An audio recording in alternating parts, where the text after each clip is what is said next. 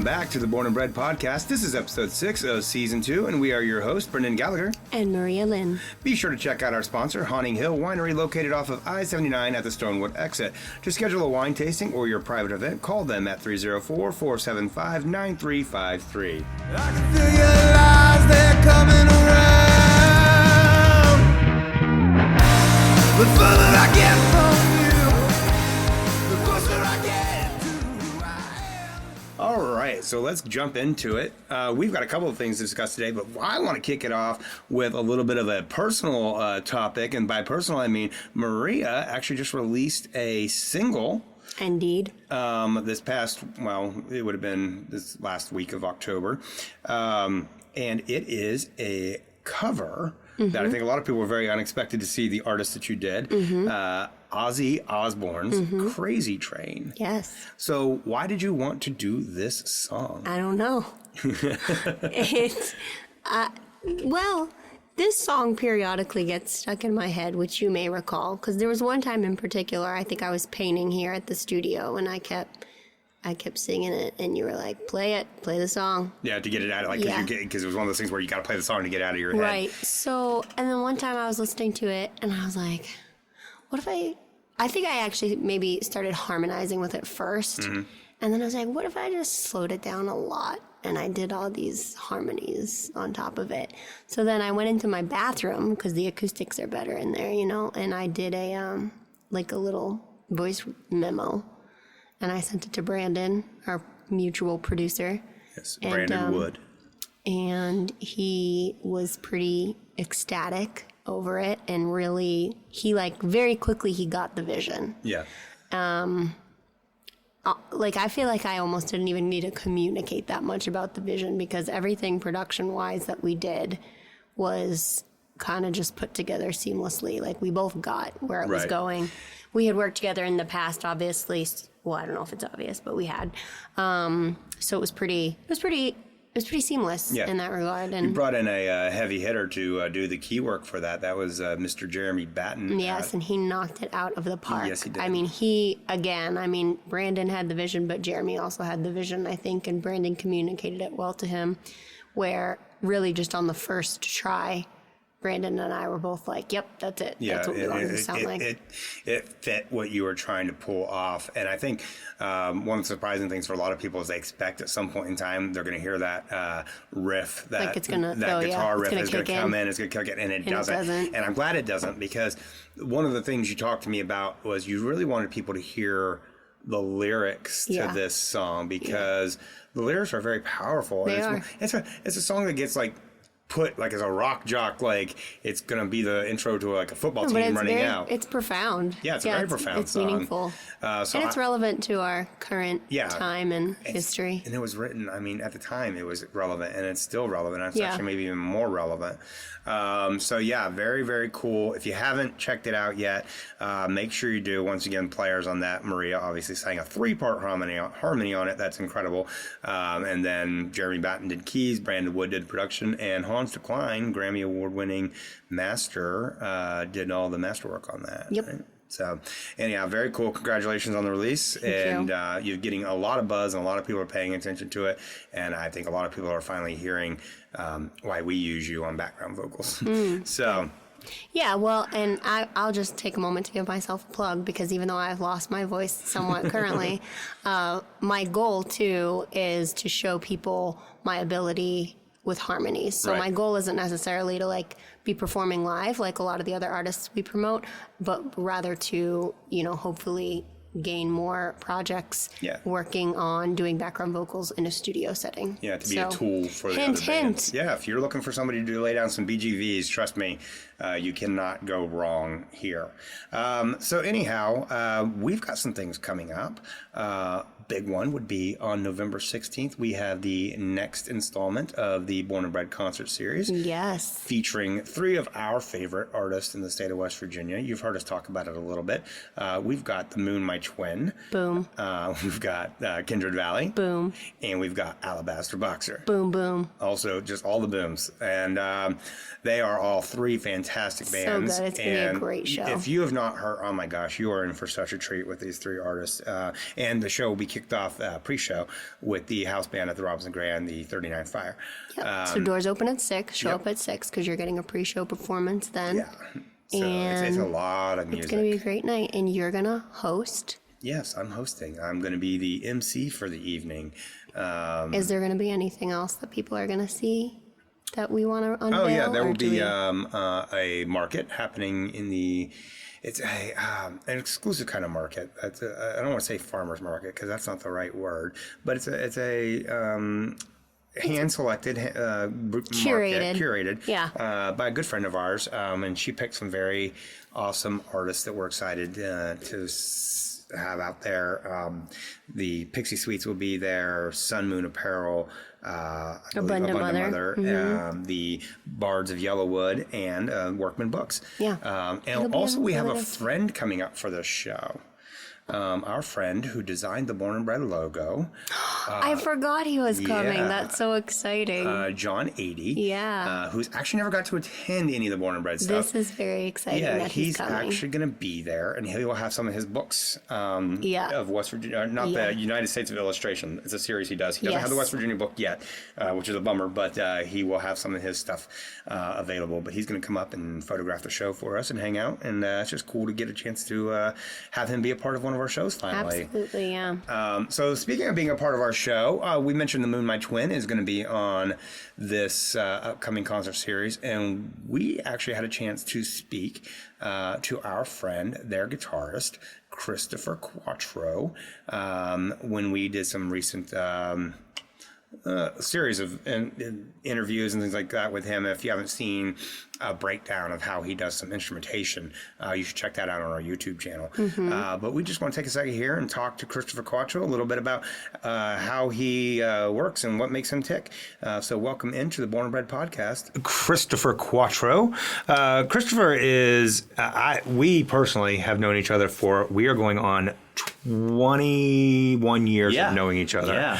And actually met him through an old job I did. We had a mutual friend, and we've just been kind of circling each other ever since. Absolutely. And I am a massive fan of everything you do. Same. You are a musical genius, and I don't use that term lightly. Trust me, I don't really use that term much at all. But no, you do things that are unconventional. You do things that are creative, that are outside of the box. And I just wanted to get you on here because, first of all, we have the Born Bred Concert Series coming up, and the Robinson Grand. That's going to be exciting. The Moon, My Twin, Alabaster Boxer, and Kindred Valley. 3 amazing bands, 3 very different bands, but they all still fall within the same sphere of there are cultural similarities, there are musical similarities, but there's also very huge differences. And that's kind of the whole purpose of Born and Bred, is to show off the versatility of the West Virginia music scene and how much stuff there is. We've always tried to say, I think a lot of people think West Virginia, they think country. For sure. And there's everything happening here. Absolutely. I mean, I think you're doing everything. If you started a hip hop project, I think you would have all of the bases covered. And you know what? It could happen. I would love that. I'm in. If you want to do that. I would love that. I would love to have like a Mad Lib jazz, hip hop act that I play jazz guitar in and make beats and stuff. That'd be fun. So you do jazz guitar. You have solo endeavors where you do some of that jazzy kind of stuff. Yeah, modern. I think people think Django Reinhardt when you say jazz or something like that, and I mean it in a contemporary term. Now, I'm going to take a stab here, and I may be wrong, but did you start in surf music? Like, is that really... No? I started in 4-tracking in my bedroom when I was a teenager, and specifically because of bands like Superchunk and Galaxy 500 and Beat Happening,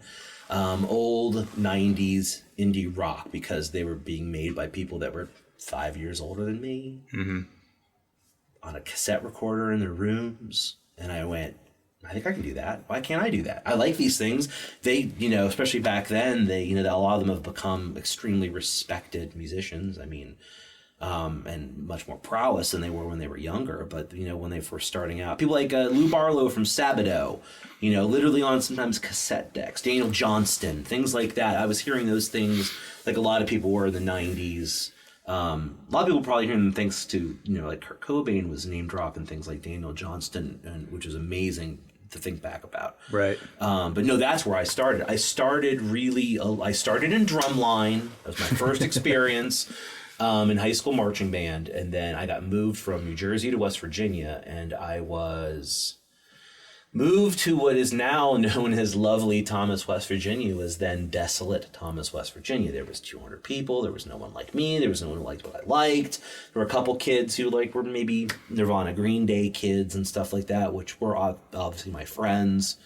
But I was already listening to Pavement and listening to a lot of music from Olympia, Washington and England. And that's where I started. I started literally, like I said, I bought a drum set. I think it was we're sorry we brought you to West Virginia. Here's a drum set. And it was really boring to play alone. Yeah. And I was like, well, what I need to do is do this. So I bought a guitar. I found a crappy Casio. I bought a 4-track. I would play one and go, I suck at this. I hate it. And I'd pick up the other and go, I suck at this. I hate it. And I just kept all of them. And eventually I started to piece together if I can just hold a beat, I can just put down 4 chords, if I can just do this. And I started doing basic songwriting as a teen and wrote my original music because I couldn't play anyone else's. Nice. So you have a project. Yeah. You have, real quick, list off your bands for me. Yeah. So I have most people know of me for The Moon, My Twin, which is one. I have Carnal River Hag, and I've got The Offset, and then I play under my own name, Christopher Quattro. Now, The Offset, that's the surf rock. We're a surf. I always say we're a vintage instrumental band, and only in that we base most things around a sort of surf notion. But we also can be quite punky. We can be very noisy. We can slip into dub and reggae. We can slip into rockabilly. We can do blues. We can do, it just depends on, a lot of it's off the cuff. Or it's based on, there's Wipeout in there somewhere. Right. But today we're not going to do it straight. We're going to do something else. Or we're going to do it in a dub version of Walk, Don't Run. And it's my bandmates and I are big fans of things like Sun Ra, but we also love the Surfer Jets. We love a lot of music out there, and a lot of musics, and they particularly love reggae and stuff like that. So we'll slip into anything that's sort of like the pre-1965 worlds of music, which, but it's fun. It's a lot of fun. Now, I always hear you talk about old music. Yeah. What's something new that you're enjoying? So new, I do like a lot of new hip hop. I like stuff that's the more or I love things like the lo-fi hip hop loop stuff that people play, those study lists and things like that. I love that stuff. New people, I love people like Mary Halverson. I think she's a phenomenal guitarist and composer. I am very tired of lyric-based music. I don't listen to a lot of it anymore, only because it's not as relevant as it was when I was younger and heartbroken. And now it tends to be that people are very mired in a limited vocabulary of... The messaging is all the same. Same, yeah, which is great. Again, songs are made for a reason, and that's fine. And again, I desperately needed it when I was 16 and 26 and 36. And that's, right. I'm not knocking it. People should be writing that type of music to help people get through the hardships of life, and relationships tend to be one of the big ones. But that being said, I'm trying to think if I had something like... out of the newbie stuff. I mean, I like things that have come out in the last few years. I like Parquet Courts. I like Real Estate. I love things like Beach House. Those are not super current. I like a lot of the bedroom pop stuff that's out now. I mean, I like things that are in Australia. There's a band called Parsnip that I love a lot. They're new. Recent anyway. They've been around for a few years, and they're kind of this weird 60s-y, 70s-y post-punk band, garage band of all women. It's really, really cool. There's a lot of new Surfer Jets are another great. Like there's a High Tide's a great label. It's actually based out of Freehold, New Jersey, which is very close to where I was born, and they have things like Slowing the Boats, which are great. They're a lot more vintage reference, newer music, but they are current artists. And I love things like new jazz folks. I love everything that Jeff Parker puts out these days. I love everything Mary Halverson puts out these days. Yeah. Very cool. All right. So just real quick, tell people where they can find you and what they should be checking out of yours. I've got a website. It's ChristopherQuattromusic.com. I am on all the Instas, every one of the projects, Offset, Corner River Hag, Moon, my twin, and myself, which is Christopher Quattro Music, are all at Instagram. I put up semi-weekly live improvisation clips on my personal thing. If that's the thing that you're into, I turn on the camera and whatever comes out comes out. It's not they're not practiced and they're not edited. I put whatever warts and all happens. They go up there like that. Very cool. Well, Chris, thanks for taking time to talk to us today. And make sure you check him out and come check out the Moon My Twin. We love this band. We love the members of this band. And we really want you guys to be as big a fans of them as we are. So thank you. And we will check you out on the next one. Wow. Yeah, thanks so much to Christopher Quattro for jumping in and talking to us, and really appreciate him. Seriously, if you can make it out to the Born Bred Concert Series, you are in for quite a treat to be able to hear what he does on stage, what the whole band does on stage. Ime is just a fantastic front woman. I mean, what she does on stage, she just commands your attention. Yep. And that's true of all three of these acts. So come on out November 16th, get your tickets. You can go to therobinsongrand.com, pick those up, just scroll down and select Born Bred Concert Series happening November 16th and get your tickets today. And you get to hang out with us. Yeah, we'll be there. So anyhow, we hope to see you there, and you guys have a great one, and we will see you next time.